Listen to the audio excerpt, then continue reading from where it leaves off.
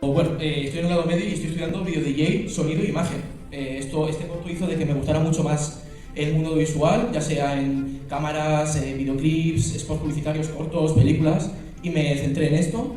Y ya fuera del ámbito técnico, es un corto o un proyecto que todo el mundo que ha participado me ha dicho que le ha encantado, es una experiencia inolvidable, una experiencia que ha hecho que gente que no se llevara de nada juntarse para un proyecto y sacar algo adelante, y ahora que se ve en pantalla grande es algo que la gente no se lo cree, porque estás viendo algo que has hecho tú, una película de Marvel, es algo tuyo y ves todo lo que ha pasado durante un año y reflejado en un teatro.